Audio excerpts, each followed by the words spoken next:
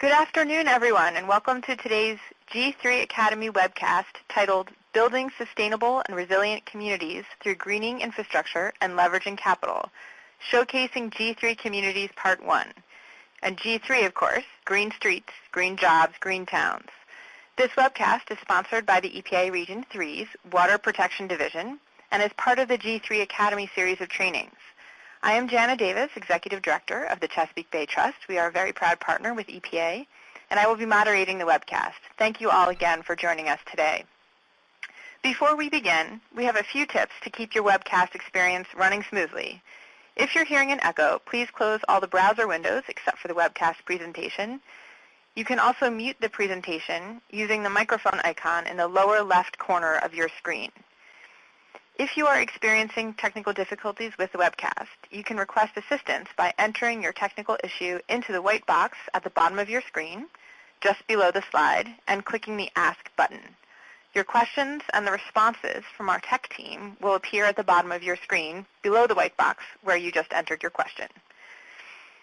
If you'd like to see closed captioning, please make sure that you have turned off your pop-up blocker and click on the closed captioning button at the top of your screen. During this webcast, we will be polling participants with a few questions to get a better sense of who you are and where you're from and what you're thinking.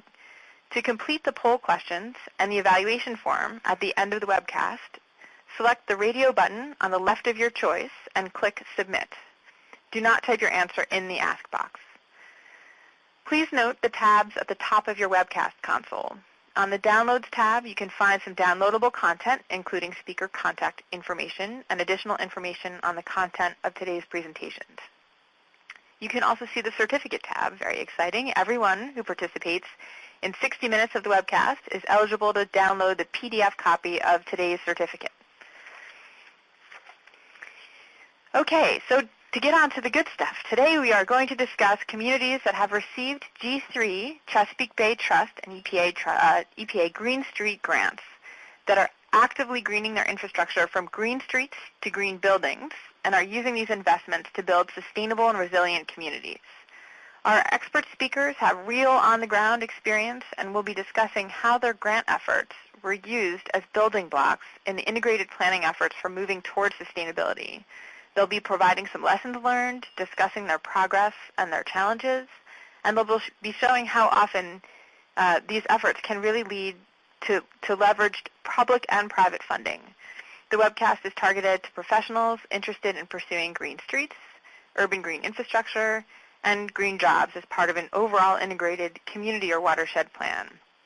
We have three absolutely wonderful speakers. I'm going to run through their bios quickly before they get started.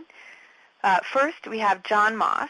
John has been the administrator for the town of Bladensburg, Maryland, since January of 2008, and has really been a champion of this idea of infusing green infrastructure into general infrastructure projects. He has implemented consistent cost reductions while focusing on improved performance and enhanced delivery of service, as well as implementation of sustainable practices, all at the same time while fostering viable community partnerships.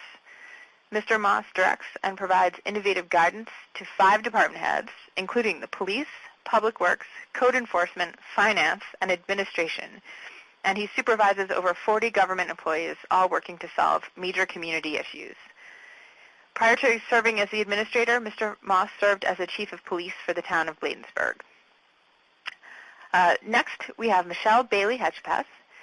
Ms. Bailey-Hedgepeth serves as the Chief Financial Officer, Personnel Manager, and she attends to the administrative services and welfare for the town of Capitol Heights in Maryland under the authority of the mayor and the council. She coordinates the daily administrative functions of the town with a staff of 20. Michelle has extensive experience in research and project management with over 10 years of experience in local government management. She holds both a master's in public administration from Florida State and a BA in political science from Purdue. She has also earned Certificate in Public Management from the ICMA.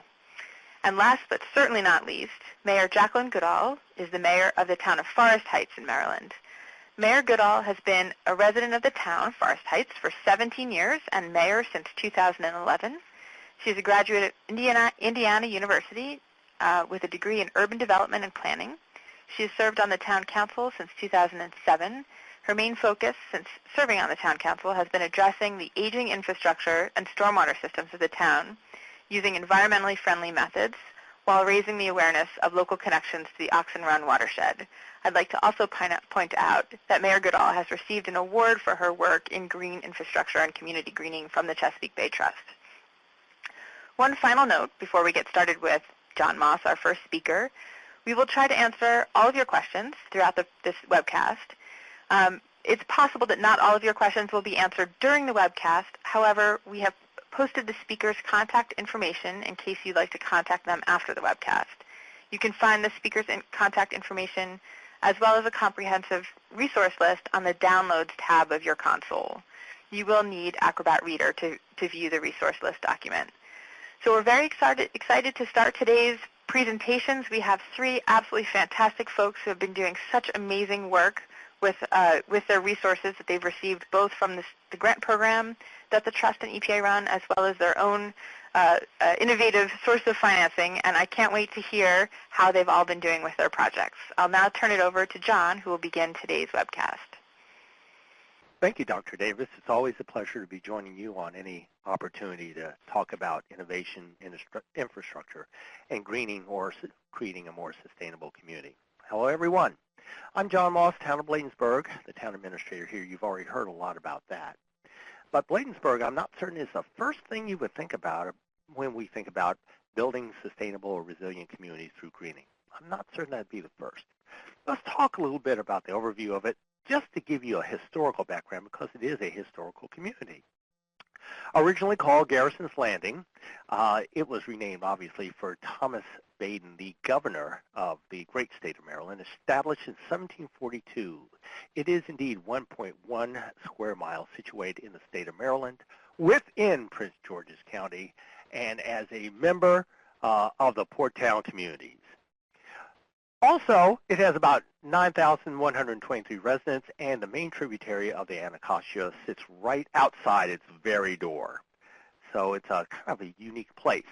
Bladensburg most often is named or remembered by the War of 1812. That's actually when we lost the war. But the positive side of that is one of the greatest stands of American history, allowing us to recoup the battle in Baltimore. Let's talk about this for a minute. Bladensburg is actually a central portion of northern Prince George's County. It has a main street that runs through it, a community street, but it also serves as a gateway to the rest of the community. In real time, we believe that a street is a public place. It is a place not only that you recreate, but certainly a place where obviously cars go through, but it could be used better if we looked at the whole core of how infrastructure is used. In fact, our infrastructure was aging, very much so. We are a legacy community, meaning a community closest to the Washington, D.C. area. And as the build-outs occur, it occurs further away from us as time would go on, leaving our older systems in place. So they have to be fixed. And in this case, we looked at that and we said, got to do something about that. But before I get too far into that, I'll just say that the town was kind of into looking at how could they bring about some level of sustainability and stormwater management really within our own community. We looked at a sister community, being Edmonston, one of the port towns, as conducting a green street. It had the four prime elements that we spoke about essentially in greening.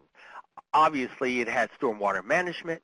It had a better ecosystem so that it had the natural fauna and flora, so it would give shade. In fact, the sidewalks were even wider so that folks could walk down in a larger larger pathway instead of singularly. And certainly it used alternate terms of energy for power for the lights.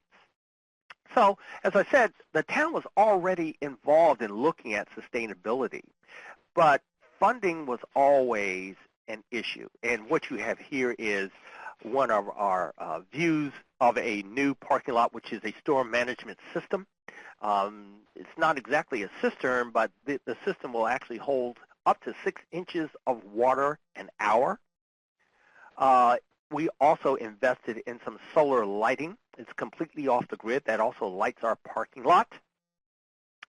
And a second, we're a little out of order. I'm going to show you what that picture means in a second, but that's the actual historic plat of the town. We'll come back to that in a minute. All right. This concept, when we looked at creating a green street, had to be a shovel-ready project. For us, the street was also an economic driver. It was simply not just to repave the street. So we were looking for a different way of doing that. But of course, when we looked through any of these issues, we had to resolve some of the things that we did not have. We did not have a defined community need. We had no real plan for the greening of the street or the sustainable practices of the street. We had no funding whatsoever to get the first two things done. And we had the basic equilibrium of the system, meaning that when we're dealing with a road that is not ours, in this case 450 or Annapolis Road was State Highway Administration, we could just not change the system. It kind of ran on its own. And there was not the willingness necessarily to say, let's green that street. So we actually had to look for partners to turn this around. So we reached out to EPA to provide some assistance for a charrette. Now, actually, EPA was wonderful in providing not only the assistance, but the guidance, the technical guidance, in showing us how not only to green that street, but the other connectedness within this infrastructure. For example, we would be using some of the businesses, some of the business parking lots, as some of the cisterns or some of the runoff locations for the storm water to help us meet our goal.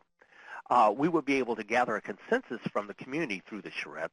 And of course, we have to provide this information as a doable kind of project and feed that back to the State Highway Administration. Well, believe it or not, that charrette was accomplished. And it actually got us up the road a piece.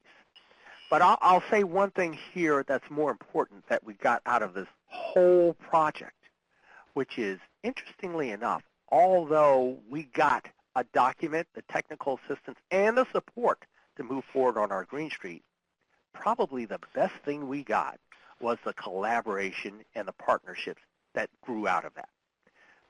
Side venture here for a moment. One of those things that we got, obviously, was the $4 million for design and planning, the expansion of the project. It went from 0.6 of a mile originally envisioned to 1 full mile when it was fully thought out. The support of innovations and the new partnerships I spoke about. And through that, we were able to form some partnerships that really galvanized our sense of growing sustainability. We went into other areas, such as solar, and we were able to vie for a $1.2 million federal stimulus grant to implement solar installations on, at the time, 9 government buildings other than our own. So that was pretty exciting. That wasn't the only thing for collaboration here. I think okay, finally it moved. We also engendered some goodwill and energy to get into the weatherization of our community homes, which is also a benefit in sustainability. So you're seeing this in a funny way that it is not just simply the investment in the infrastructure singularly, but this kind of concept, once you get it going, you start forming partnerships and opportunities that start to expand your horizon for service to your community and or creation of better sustainable opportunities. In this case, we branched out, no pun intended, of course, one more time, for a community farm that's also being built in the town of Bladensburg. This is to also help address the health and welfare issues of our community, as well as creating a more sustainable lifestyle through composting and some other benefits as well. And there we go. Innovations. Out of this, which is kind of neat, the Chesapeake Bay Trust was able to give us a little bit of a hand, actually a lot of a hand, when we were looking at our water table issue. We were looking at water ponding. Actually, it was called a Green Surfaces Grant. This idea allowed us to look within our communities, our port town communities, our larger communities, Bladensburg specifically, of how the water was ponding. Where are those places? Should we control it with stormwater? What are the next things we could do? Otherwise, they gave us a tool that a small community would not be able to get or fund by itself. Technically, an engineering survey. So those kinds of things make quite a difference for us. Oh yeah, there's that map again. I said it was an old historic map. Well, yes. The 450 route, actually, when the archivists, which was interesting, started to review, they were quite excited because they found that 450 was called Annapolis Road for a reason. It was actually the road to Annapolis. And so that is the actual plat from 1787 of a road we're greening. It literally started as a dust or dirt trail, mud trail, soft brick or cobblestones, finally asphalted when that material came about, cement, and the rest of it.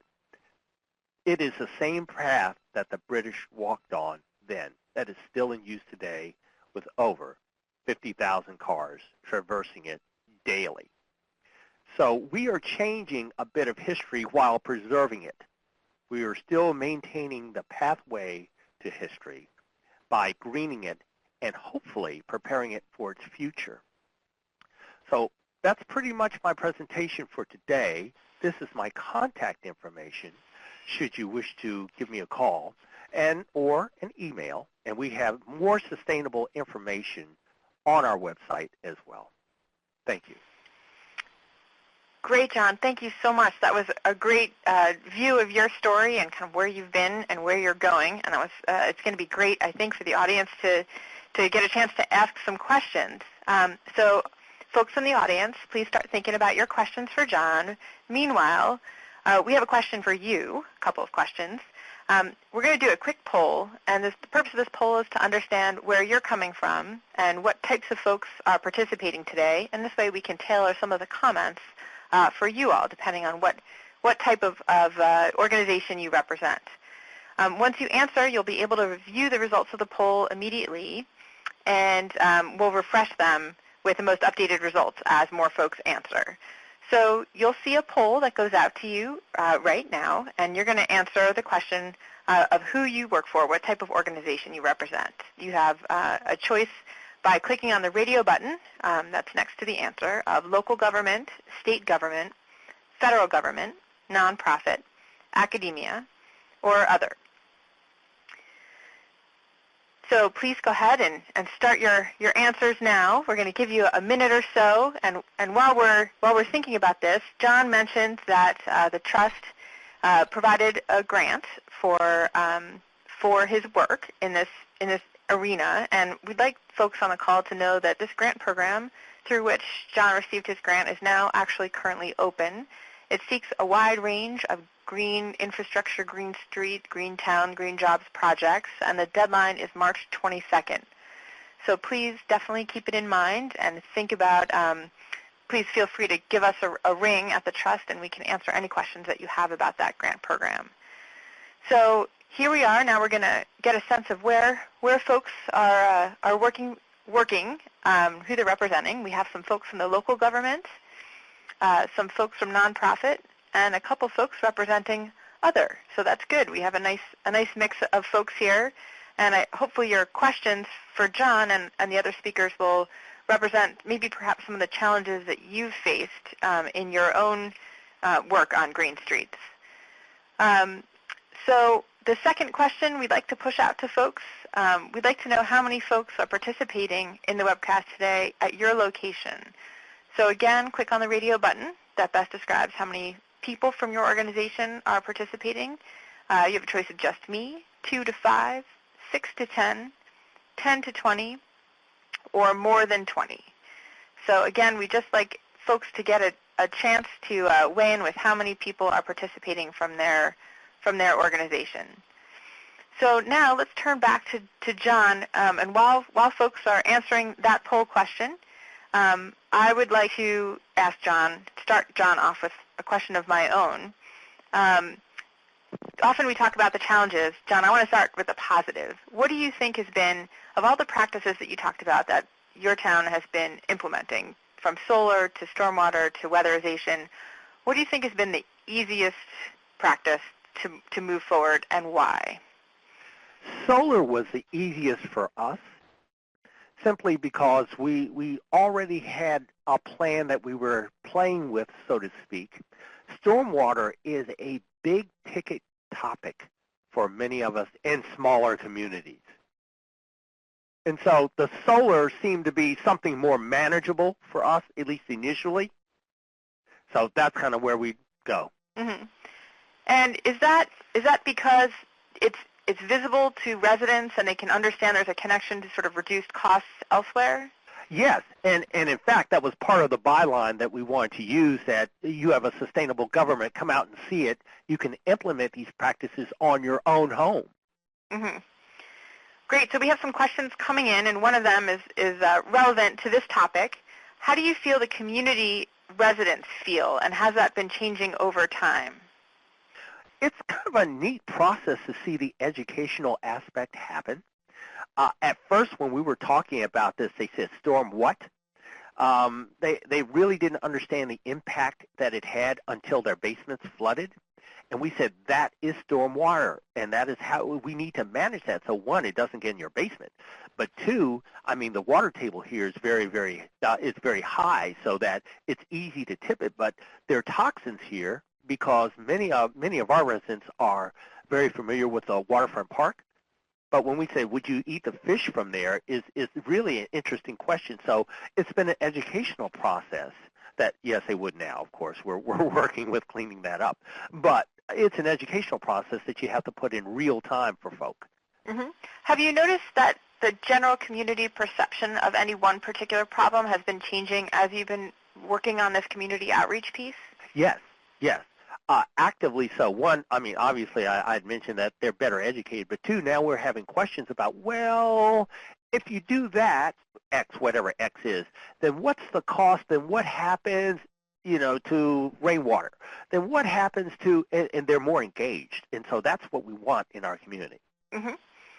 Okay, we have another question here. You mentioned at one point in your presentation that the land is owned, correct me if I'm wrong, by several different entities. In some cases, state highway. In other cases, probably private or commercial residents. How do you do a project that spans multiple land ownership? Yeah, that was a tricky one, but actually that was a simpler combine than you might think. When you get all the stakeholders in the room, and that's what we did, we literally brought them all in the room and said, this is what you have to work with. And these are the issues. Now, not everyone was on board. We knew that up front. But we got the primary stakeholders interested. Interestingly enough, we got private enterprise and private granting organizations also interested. The rest of the story for this is that State Highway said basically, yes, there was no plan, where EPA provided the plan and the community input. Then they said there was no money. But what we did then is we went out to private enterprises and private granting organizations and raised $1.2 million and came back and said, okay, we got some money to start with, and they were shocked, meaning that there's a lot of energy for this. So that now that changed their opinion of, well, they aren't just sitting around just kind of waiting for the state coffers to open up or the federal coffers to open up. They're actively pursuing this. So this is a community to look after. Great. Yeah, that makes a lot of sense. And the last question is about history. You mentioned connection to the War of 1812. Yes. And I'd like to just ask, we have a question from the audience about whether the connection to history is a way to raise additional funds. Actually, it was. It was part of our pitch. We actually made a pitch to the lieutenant governor about preserving the opportunity of our future. The preserving the future of our past actually was the phrase. And so to do that, we said that there was tourism that's going to happen, and what will we look like to our tourists. We want tourists to come back, not only to have a favorable impression, but to be able to reach the actual historic sites. So instead of just blacktopping it, let's really invest in something that has a longer lifespan and actually works better for the environment. Great. Well, John, thank you so much. And it's great for us to hear our partnership with EPA, of course, on these grants, and this grant that John received for the town of Bladensburg. Again, Trust is very happy to partner with EPA on these grants, and we're so happy to see what it's been able to do in your community. So, John, thank you so much. If folks have other questions for John, please feel free to type them in as we move along. But we are going to move on to our next speaker. I'm now going to turn it over to Michelle Bailey-Hedgepeth of the town of Capitol Heights. We can't wait to hear how you're doing and what's going on in your neck of the woods. Well, thank you very much. I'm happy to be here today. Hello, everybody out there virtually. I'm Michelle Bailey-Hedgepeth. I'm the town administrator for the town of Capitol Heights. Today we're talking about our Green Street plan and a little bit about how the town of Capitol Heights became involved and the things that we accomplished with developing a Green Street plan and what we hope to accomplish by developing this plan to move forward as more of a sustainable community. In 2011, the town, with the Low Impact Development Center, we went through a process of developing a Green Street plan. We involved our citizens. There were surveys, there were community meetings and outreach in regards to what streets would be best suited for a green street. We actually had 3 different locations that the Low Impact Design Center looked at. They looked at our one of our main corridors, which is Central Avenue, which is also Highway 3, Old Central Avenue, which is Highway 332. They looked at an access road from the Metro, which is Chamber Avenue, which connects the town to our Capitol Heights Metro station. And then they looked at another area by one of our elementary schools as opportunities for a green street. Again, this plan was funded by the EPA, and it helped to set up this prioritization from the residents of which would be the one to develop the plan on. Why do we do this? Because we had some issues, some environmental issues that probably many of you all are facing in older communities. The town of Capitol Heights is over 100 years old. It is adjacent to the District of Columbia in Prince George's County, much like Bladensburg and Forestville. We're all very close to one another, but we're right on the edge of the D.C. Maryland line, and we have older infrastructure. We also happen to be a very hilly community, and we also have a good distinction of being on the Watts Branch watershed. So the town has a lot of features that, that from its age to its topography, make us ideal for having a green street located within our limits. The next slide that I have is kind of a slide that's an overview map. I know this is hard to kind of see from you guys, but at the very top of the map is our Capitol Heights Metro Station, and this is the view so that you can see going down Chambers Avenue and the transformation of that street. I'm going to go back a couple of slides to kind of show that the very front page is what Chambers Avenue looks like now, the picture out there, because you can tell that it's somewhat of a hilly street that goes so that our residents use it quite a bit to go between their homes and our metro station. Okay. So how do we do it, and what does it do? Again, the master plan encourages green infrastructure and low-impact development, and basically it supports the different uses that we'd like to see in our sustainability efforts. As all of the all the towns in the area and a lot of things in Maryland, we're all looking for. We've been certified as a sustainable community with we participated with other towns in this area along the Metro Blue Line. We also have a master plan in regards to TOD and in sustainable development. We've also done a couple other things in regards to just being more environmentally sound and really utilizing the location of our town and the need for this kind of development. Below this in the slide, there's a picture of what our roadway would look like with the additional Green Street elements. A lot of it was increasing the accessibility of other modes of transportation, not just vehicle, but really linking bikes and pedestrians to the metro station. again, this picture I think shows it a little bit better, but it shows the improved access from in our town to go across the street right across from our metro and the expanded sidewalks that would be needed at this point, and that we're really looking to do.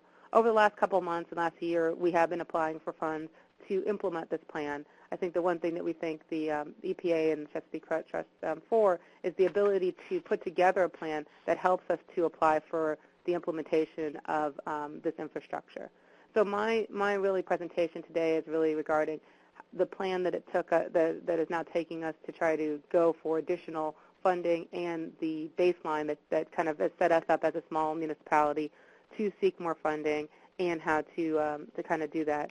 Over the last couple of years, we have received other green funding for as part of the EECTB grant. We've also worked with John and the collaboration of the other municipalities in another MEA grants in regards to having programs for our homeowners and for our residents. So I think the one thing that our town and what all these towns are doing is that we're really just trying to build up our overall, the availability of funds to improve our infrastructure, as well as creating opportunities for our residents to actually see green infrastructure working at the ground level. We're excited about the programs that we've participated in thus far, and I'm really here for any questions or comments that anybody has. Thank you. Thank you so much, Michelle. So now we will turn it over to the audience and have their questions come in. Michelle, I have a question for you to start off. You mentioned collaborating with other towns and collaborating with John and some of your other neighbors. Do you think that we've heard a couple of challenges. John mentioned, for example, some of the challenges of working with multiple landowners. Is there perhaps a sort of synergy by working with some other towns on topics like, a state highway, for example, owns chunks in both towns or both jurisdictions, or permitting, for example? What are you finding is the biggest benefit to working with a neighboring town? I think it's manpower, and it's the ability to also have a second, and especially in these smaller agents and smaller towns. I know that when I used to work a lot with my neighbor, Seat Pleasant, and just being able to talk to the other manager and kind of talk your way through even doing some of this grant process and having someone else to help manage the process. I think with John and his staff, when we have the joint grant, having the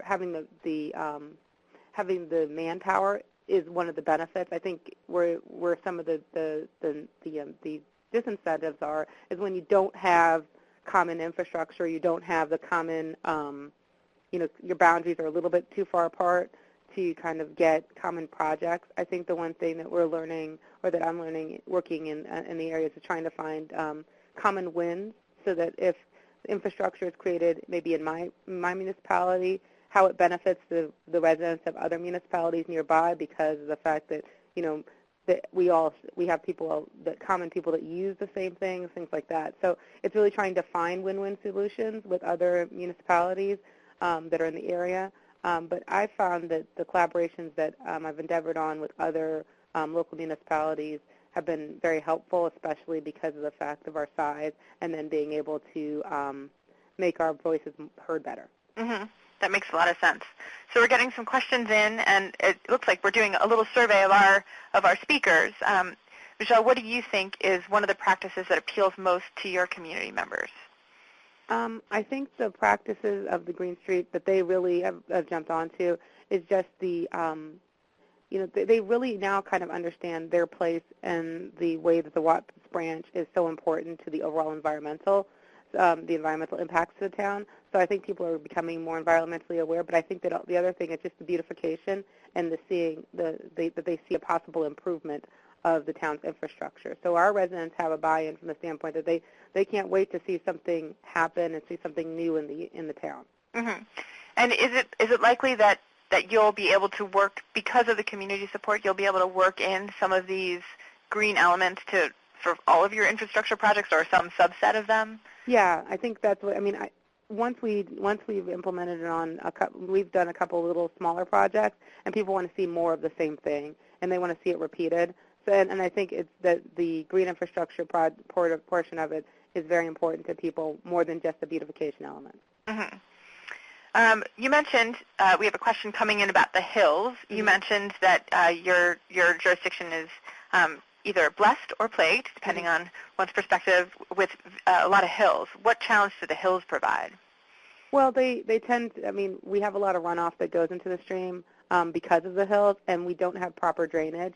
So we have a lot of issues with, and I think John mentioned it with his, in his community that, we've got basement flooding, just so many drainage issues. And from the standpoint that even people's houses have shifted. Being 100 years old, some of the stuff is not, some of these houses are original. They were built maybe 70, 80 years ago. So we are starting to have some infrastructure issues due to the hills and that people that that we're facing. But we think that some of the green infrastructure will help to mitigate and have better runoff with the drainage, which will then only nothing but benefit the the bay and benefit the branch. Mm-hmm. Do you think that there's a perception that some of these kinds of green infrastructure problems can help with flooding, and how do you feel about that? I really do feel like they can help with flooding because they provide, I think that it's not just the traditional, public works channeling, the way that everything was just concrete. It looks at the more natural drainage. We also had the opportunity that when we spent some of our EECGB dollars, is that we did install like a sample green roof, and we installed the rain barrels on our buildings. So that we're reusing some stuff. I'm talking about different types of things at the same time, but I just kind of believe that some of these, I'm not an engineer and I'm not an expert, but I think that, the change in the type of infrastructure has a benefit to drainage. Mm-hmm. And the last question coming in, what is the benefit or challenge to being on the edge of two jurisdictions? You mentioned earlier that you're right on the edge of the D.C. border, and certainly you share borders with other Maryland jurisdictions. What are some of the challenges or benefits of being close to D.C.? Yeah, some of the challenges are that, we get blamed a lot for that a road that's not necessarily, that we don't have any control over, as in Southern Avenue, that it's pretty much all controlled by D.C., and it's not really controlled by us. And our conversations with it, or our conversations with D.C. sometimes are limited on what we can or cannot do at that border. But in Maryland, I think that we have better relationships with our other Maryland municipalities. But I think the thing about it is that we, working with the state is a lot easier, and that's really hard to say. Working with the state is a lot easier than working with a whole different other jurisdiction. But with state roads, it's been a lot easier to kind of get attention and infrastructure repaired or replaced. So there's challenges being on the D.C. border because of the fact that we're just this other place on the border to them, and they look at us as a very small town. So that is one of our challenges. But I think the benefit is our location and our ability to have some some great infrastructure that's built in from the standpoint of having the metro because of being near D.C., and also that people come through here because they're going to D.C. So our location, I think, makes it worthwhile, even though it's not, sometimes we don't get the response that we need. Mm-hmm. And last question for Michelle is, how are you handling some of the operations and maintenance challenges of these green infrastructure practices? Well, at this point, we still just have our plan, and we've been trying to get a lot of this stuff implemented. So we don't have the experience on the ground yet on the maintenance issues. But from what I've read in regards to the products, they seem like they're similar to the maintenance, or actually they have somewhat lower lower maintenance than some of the traditional your traditional infrastructure. So I don't foresee it being a huge infrastructure challenge for us. More of the fact that I think it may be a relief because our infrastructure is aging, and this would then give us kind of a new reset the clock on some of our infrastructure. Mm-hmm. And your maintenance staff are on board and aware that these could be right. That they have different challenges in our traditional streets. Mm-hmm. But I think that I think we look at it from the standpoint that it sort of resets the overall clock for us, and we're willing to have a little bit more maintenance long term because of the fact that it's the right thing to do. Mm-hmm. Well, that's great. Michelle, thank you so much. That was great insight from Capitol Heights, and we're really excited to watch how you guys move forward implementing some of these practices. So thank you so much. Michelle's going to stick on the line. Thanks very much. All right. If you do have other questions, For Michelle, you can always type them in at any time, and we'll have some time at the end after Mayor Goodall to kind of do a wrap-up with everyone. So this is a good time to turn it over to Mayor Goodall, and perhaps, Mayor Goodall, you might be able to address some of the operation and maintenance questions towards the end of your presentation, because I know that you've been implementing some different practices. So Mayor Goodall, take it away. Well, hello, everyone. Thank you. I'm Jacqueline Goodall. I'm the mayor of the town of Forest Heights, and I heard all of the other speakers speak about how small their town is. In actuality, they're quite large compared to Forest Heights.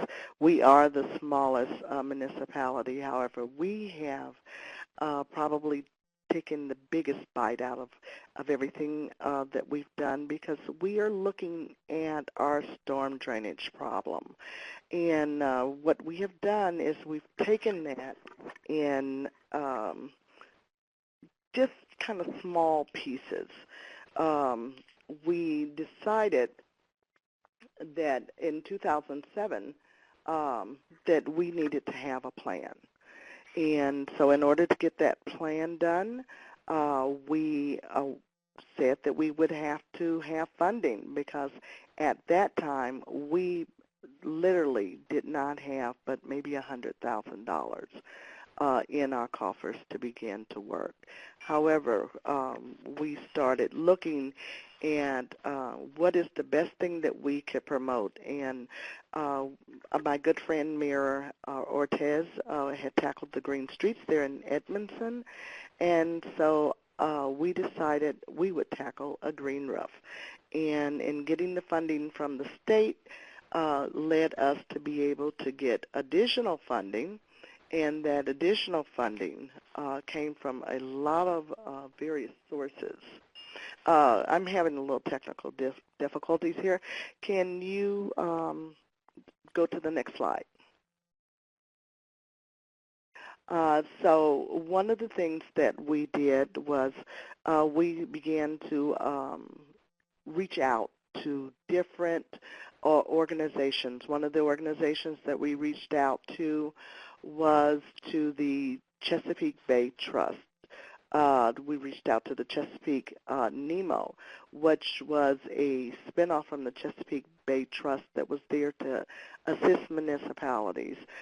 We reached out to the Neighborhood Design Center that is here in Prince George County and in Baltimore to give technical assistance to small municipalities like Forest Heights. And we developed several different plans that we came up with. The first one was a conceptual plan, which if you can go back to the next slide. Go back. Okay, where's the plan? This conceptual plan came about from some funding that we received from the State Department of Natural Resources, and also that money was funneled down from NOAA. And in that plan, we began to look at what could we do. And the one thing that we realized is before we tackled the whole town, we had to kind of spoon-feed our community of what was green infrastructure. And we decided that because our municipal grounds is one of the places that in our town we have to have a permit, and we have to meet requirements for the state for pollution going into Oxen Run, this was a good place for us to begin. And so when I came up and said that we're going to do zero runoff, everybody kind of looked at me and said, okay, what is zero runoff and how are we going to do this? And I said, well, there's engineers out there and there's funding out there, and we're going to do this. And so we took a portion of that community, Coastal Communities grant, and we hired an engineer to come up with this plan. And we had the conceptual plan done at a very low cost. I think it was like maybe half of the grant, and the whole total grant was only $20,000. And once we had the conceptual plan done, can you go to the next slide? Can you go to the next slide? Okay, thank you. Once we had the conceptual plan done, we were not going to be satisfied with just having a plan. And as I told you, we're a very small community of about 3,000 people. We have about 900 homes. We have no commercial areas, so to speak, and so we don't have a real large tax base. And here we had a plan that was going to cost us basically about $200,000. But we knew that this plan that we had was going to be the basis for us to be able to not only help our titles, our Oxen Run watershed, but it also was going to be the basis to be able to get Forest Heights in everybody's mind. So we applied for funding, and we got it from the National Fish and Wildlife. And they provided us the huge majority to begin to come in and install all of the best practices that we had. And what we have is 7 rain gardens. We have conservation landscaping. We have 3 different types of pervious pavement. And we also have a 500-gallon cistern that we added to the vegetated green roof that we had on our building. And we also have 4, I believe they're about 200-gallon rain barrels, and we utilize that water to water our rain gardens when it's dry. Can you go to the next slide, please? So even with all of that, we were nowhere near completion. So we began to look around and say, what else did we need to have done to become zero runoff? Because at that point, we probably were zero runoff in maybe a 1 to 2 inch rainstorm. But I wanted to ensure that our municipal grounds was a demonstration site that we could show people that you can be zero runoff, and you can recharge all of the water that comes into your grounds back into the earth so that it can be purified and get some of the pollutants out of our watershed. And so next slide, please. So what we did was we looked around for some more funding, and they came up with last year, they came up with the Green Streets, Green Towns, Green Jobs grant. And I thought, oh, this is a perfect opportunity for us to get not only some more of our demonstration site done, but it also was an opportunity to get some of the pavement that they had installed at the Bladensburg Town Hall that I had been coveting. And it was also an opportunity for us to work with our local Job Corps and to introduce some of the students there with some of the green jobs. And so we partnered with Job Corps. We partnered with Performance Pavement, which produces and installs the paved drain.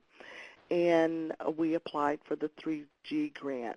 Well, our original amount that we applied for wasn't available, because there were so many people that were asking for the money. We didn't get the entire amount, but we scaled down the project so that it could make the best impact, and that we could also be able to do the job training to get the students interested and familiar with what we were trying to do. And so what we did was in September, we began to do the work, and you can see some of the construction pictures that we had to go through, as far as digging up the earth and what do you call it when you have to make sure impact the earth back. Had to put in gravel, or that's what they had to do. I didn't have to do anything. And the students from Job Corps got very involved, as you can see. Can you go to the next slide, please? And here again, you see the process of putting in the paved drain, of taking up the old pavement, of going in and putting in the shell rock that goes underneath the pavement, and then putting in the pavement itself. Could you go to the next slide, please? Here is our students again, which was a very important part of the project. Introducing our young people and people who need to re-enter into the community of these green jobs, because there's so many of them.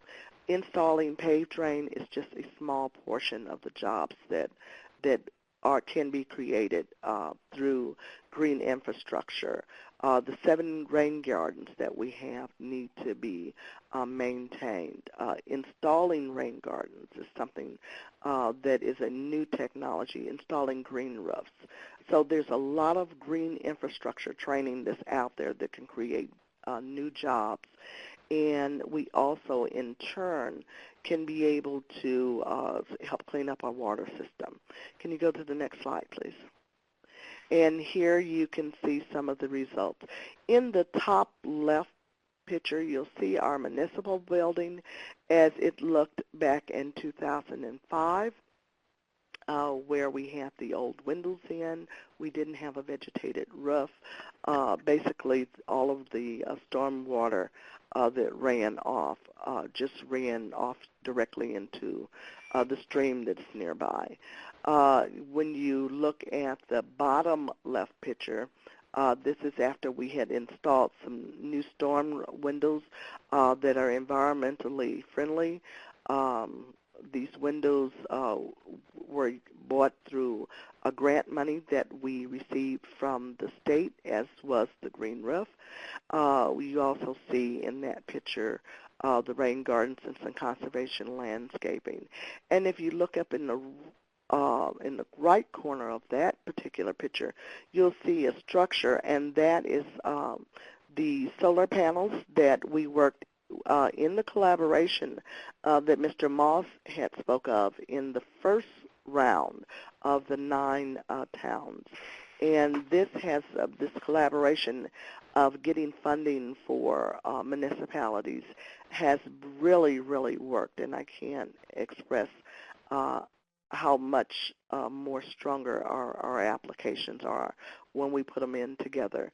Then if you go into the right corner, you'll see the paved drain has been installed in the parking space there. And the last picture, you'll see that there's a car that's parked there today. Can you go to the next slide, please?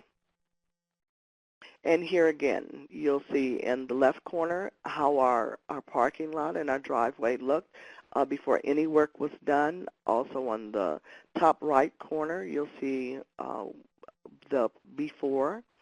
On the bottom, you'll see our rain gardens installed, and you'll see where the truck is parked, how there's a lot of pavement there. The dirt wasn't bad because we used that for community gardening. But we also had a problem with our police department washing their trucks in that area, and or the public works washing their trucks, and our police department washing their cars, and that water was running directly into the little tributary that goes directly into the Oxen Run. So we decided that we'd put paved drain there in that area. That way that any of that runoff would go directly into the earth before it went and was filtered before it goes into the stream. Next slide, please. And this is the front of the entrance of our town hall. You'll see in the top left is where we were just doing the construction for the rain garden there that became also where we have our town flag at. But you can see also that as it's going downhill, because like Capitol Heights, we have lots of hills. As a matter of fact, the majority of Forest Heights is hills. But you can see how the water would just run directly out of the parking lot into the street, into the storm drain. And the other two pictures show one of them is a rain event that none of the water was leaving our grounds. And the other is the entire photo of our municipal grounds. Now, that is only the completion of Phase 2.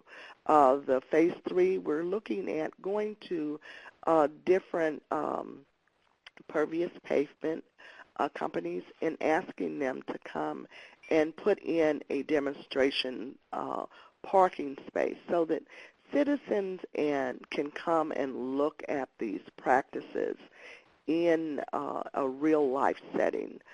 We also have been working with the Anacostia Watershed Society's watershed stewards, and they have been to our grounds several times because our grounds contain all of the best management practices in one place so that students not only see them, but our citizens can see them, and they can stop being such a fearful thing that we'll have to do because effective July 1st, according to the state law, all residents and commercial businesses now will be mandated to try to keep as much of their stormwater on their property as they can. And we will have stormwater fees that we'll have to pay. However, it is my hope that the county puts into place a way for residents to be able to reduce that fee as they do in other jurisdictions by installing different types of best management practices. Can you go to the next page, please? And so I want to thank you very much, and I am open to any questions. Mayor Goodall, thank you so much for that presentation. I think that gives folks a great sense of the types of practices that are possible. And I think for the audience now, we've heard from 3 great speakers who have talked about how they're integrating some of these green practices into projects that, for the most part, they would have had to do anyway, resurfacing a parking lot, for example. Perhaps some of them are above and beyond, but many of them are things that local jurisdictions have to do anyway. So one of the things we'd like to ask the audience, and given that we have some nonprofit folks on the phone as well, we're going to sort of modify this poll question slightly.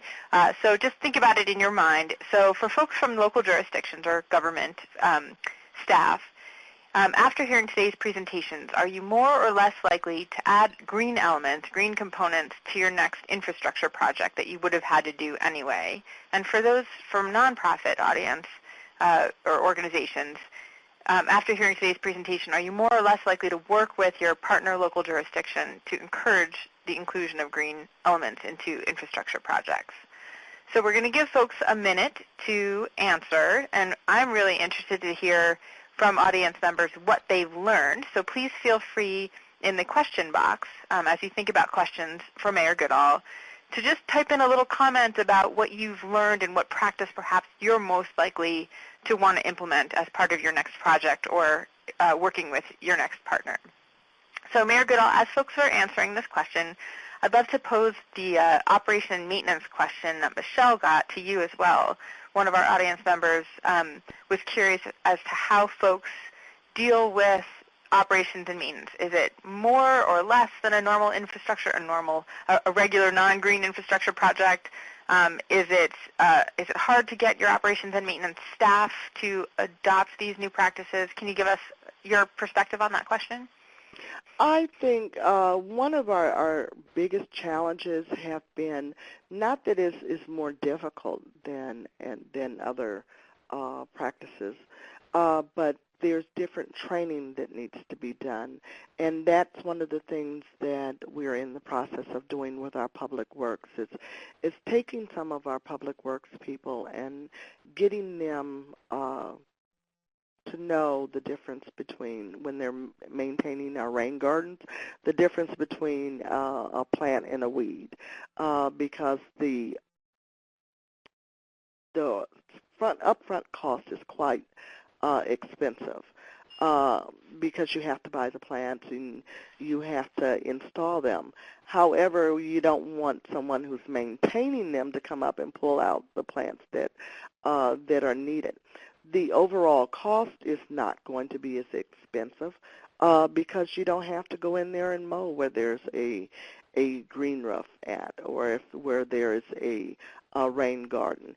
And then you're capturing a lot of the trash and pollutants that's going into your stormwaters.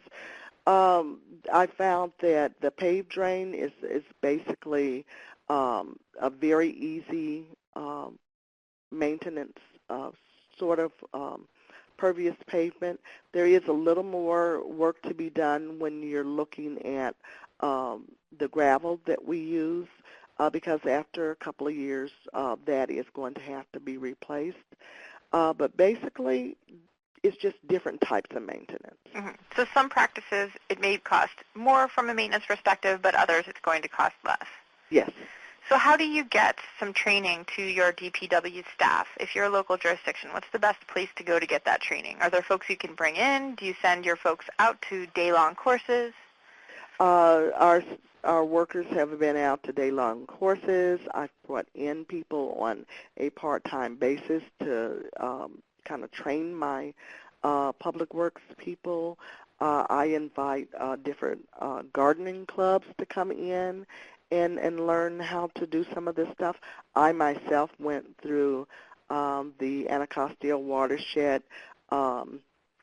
stewards training so that I would be able to also train other citizens that were interested in doing it. So we use a wide variety of resources. We invite nonprofit groups in. We invite the Boy Scouts to come in. We invite the universities to come in. So, whatever works is what I use. Mm-hmm. Well, it's right in line with a comment that we have from someone in the audience, Case from Chestertown. Thanks for joining us, who indicates that maintenance is an issue for him as well, and that he's implemented a number of projects already, and that is a perennial issue for which he has not found a great solution. Training is definitely something that's needed, and he's curious as to whether anyone on the panel has found any grant funds to help on the maintenance front. I would say looking at like the master gardeners in some of the areas is a good place to look at. Looking at the Chesapeake Bay Trust and seeing what kind of resources and grants they have available. I look for grants every place. Look towards the county and see what they have available. With this new stormwater maintenance fee that's coming into place, talking to the county and seeing if there's funds that can be reverted back to the town so that you can get that training. And a lot of the colleges do offer the training there for people. And it's a new job creation. Mm-hmm. I think that's a great solution for folks that are in these Phase 1 MS4 jurisdictions, the idea of thinking about how this fits in with the stormwater utility and whether the county can serve as some assistance. I'm not sure if there are folks in any counties on the line that want to weigh in through the question toolbox there. For folks who are not in that corridor, like Case from Chestertown, thinking about how to structure the maintenance into one's system is probably tough, and perhaps one of a project that someone could tackle as part of this training activity or exercise is thinking about where cost savings occur from projects and thinking about how to then translate those into costs to maintain some of the green practices that do need more maintenance. Another question that we have from the audience has to do with your 3 types of pervious pavement. You mentioned you tried 3 different types, and we're not asking you to endorse one over the other, but if you could tell us a little bit more about those 3 different types and what they are, and if there's one that seems to work better or differently than others. I would say that when we looked at it, because we have residents that we want to encourage to put this pervious type of pavement in, we have basically a net plastic netting that was put in to hold the pea gravel, and it's basically like a pea gravel. And what we wanted to show is the inexpensive, because this is one of the inexpensive ways that a person can make, say, their driveway pervious.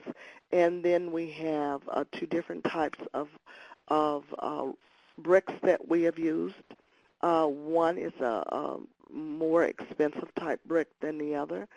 And then, of course, we have the paved drain. And the paved drain that is used is more for a commercial area because it holds the weight.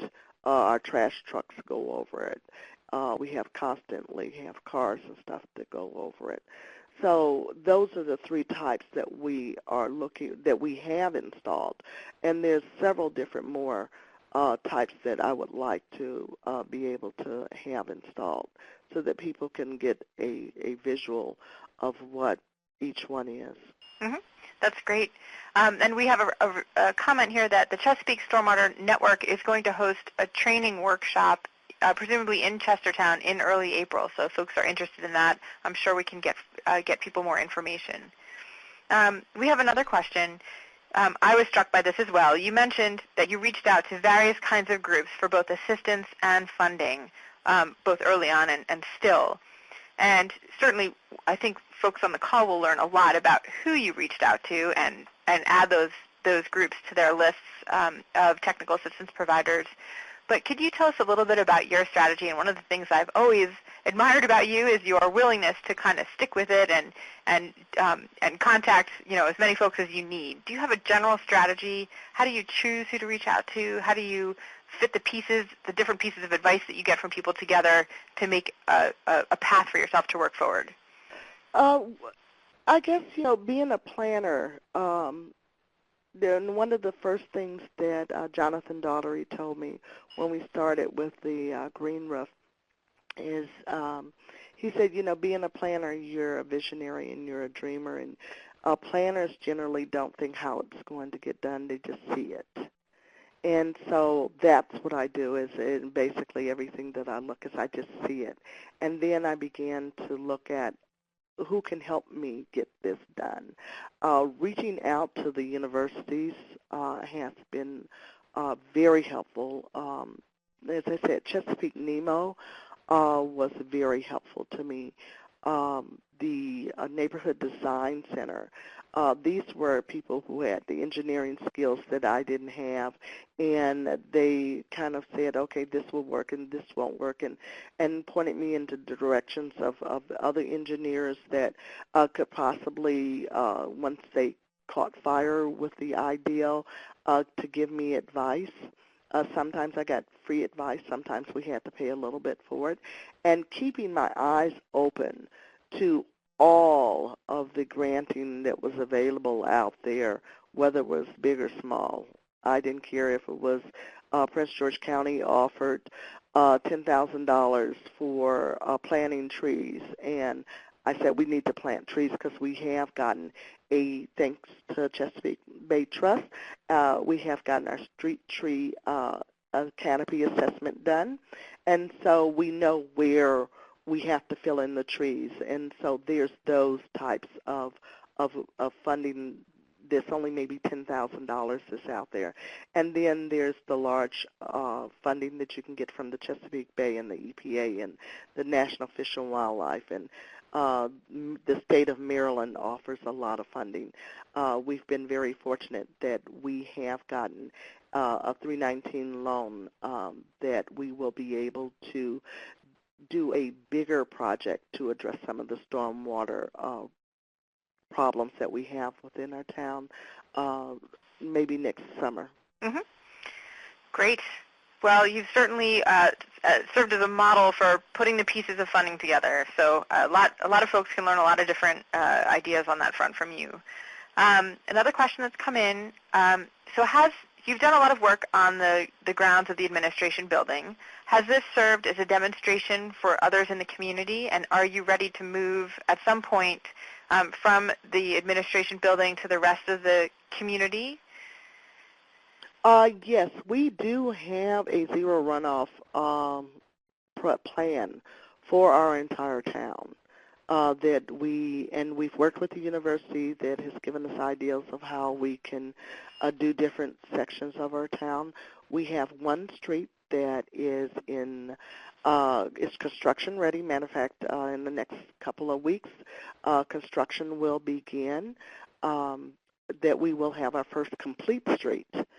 And in this street, we will begin to show the citizens how they can disconnect their water hoses, or sorry, not their water hoses, their sub pumps, and how we can look at each individual property on that street and begin to address some of those stormwater issues.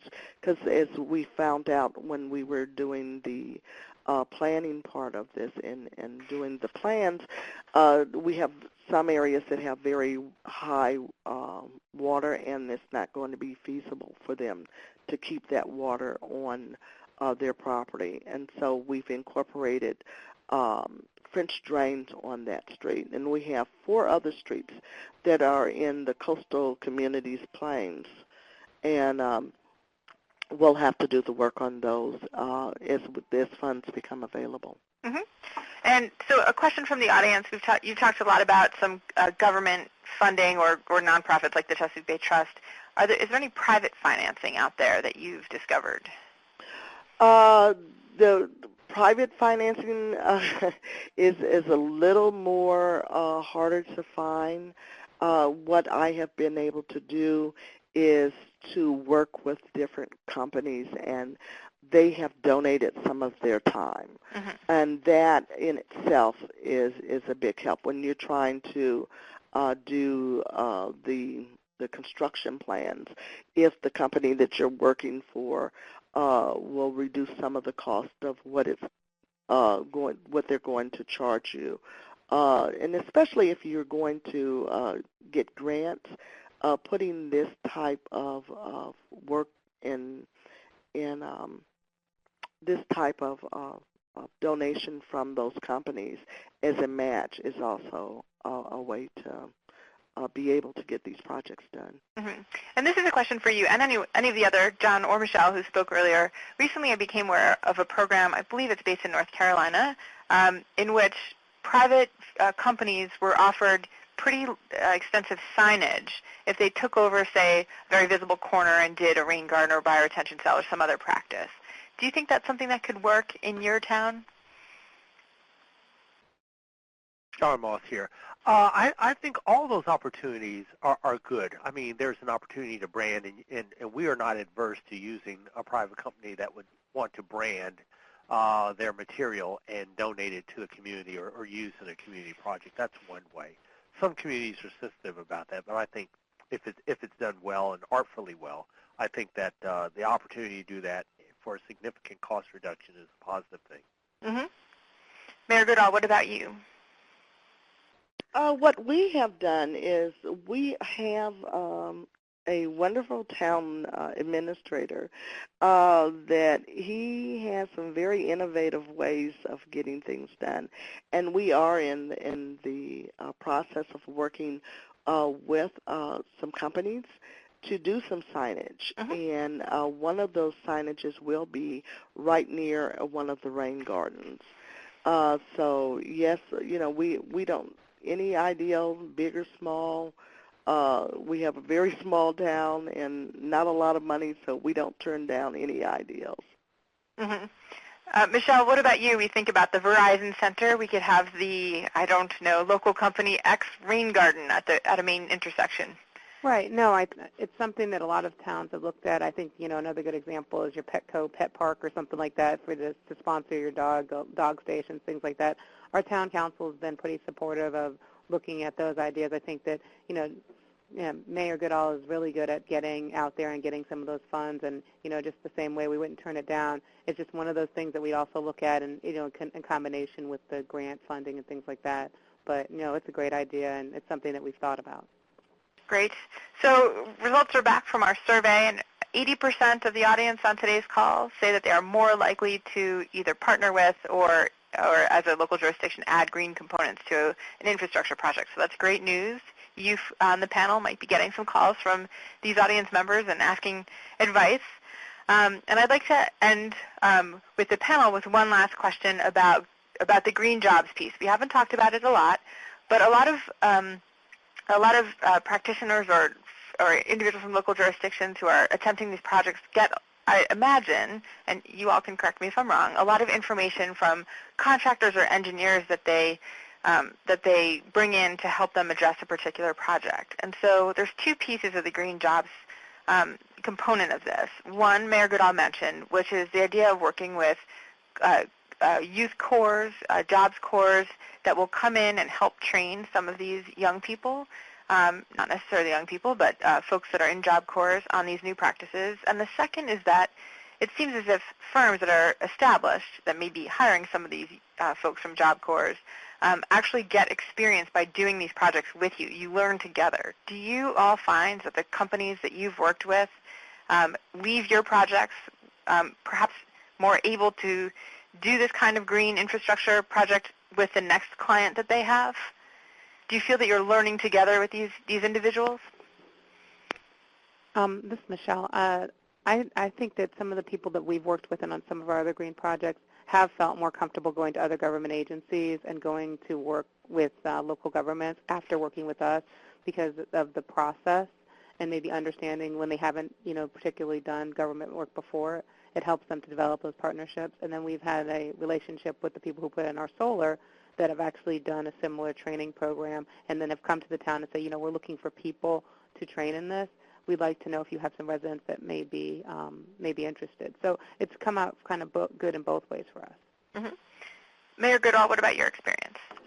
Oh, I think that one of the things that the children, or the young people, because they weren't like children, experience was to have some hands-on experience and say, because they were doing a lot of manual labor, that this is something that I would like to do. And the company that was doing the training also, as they expand, they are looking for people to come and work with them. So it's sort of a win-win situation. I would like to see more, one of the policies that I have in our town is if a contractor is going to work in our town, they have to offer any jobs that are available to people within our town first. Mm-hmm.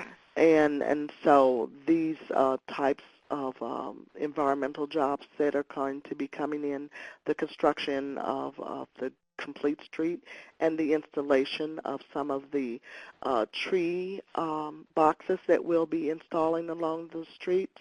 I hope to have some of the residents that are interested and want to learn to come in, even if I have to come up and find a small stipend to give to the workers. It's a way for our people to start getting interested in different types of jobs. Mm-hmm. And I'm trying to tie in Casey's comments about training and maintenance, and it may be one of those processes where individuals can learn about these practices on the maintenance side. I'm not trivializing the complexity of maintenance, but get engaged on the maintenance side, learn about the practices through maintaining them, and then perhaps move into the implementation end of it. And we can think about closing the circuit on the job training in that way. So thank you all so much for participating today. I think the audience can see this. The moderator and speaker contact information slide is still up. please feel free to contact any of the folks on today's presentation that you maybe didn't have a chance to ask today. I know all three of our speakers are more than willing to help other communities and answer questions. You can also find a list of informational links on the Downloads tab of your console, so please look there. And don't forget to download the certificates for which you're eligible through the tab on your console if you've participated in at least 60 minutes of this presentation. Finally, please also consider filling out the Webcast evaluation survey, which should soon appear in your Webcast console. We definitely appreciate your feedback as we work to improve the webcasts. So thank you so much. I think at this time, if there are no other questions from the audience, I'd like to conclude today's webcast. Thank you again so much to our speakers, John Moss, Michelle Bailey-Hedgepeth, and Jacqueline Goodall for presenting today. And of course, thanks to everyone who joined us. That ends our webcast for today, and thank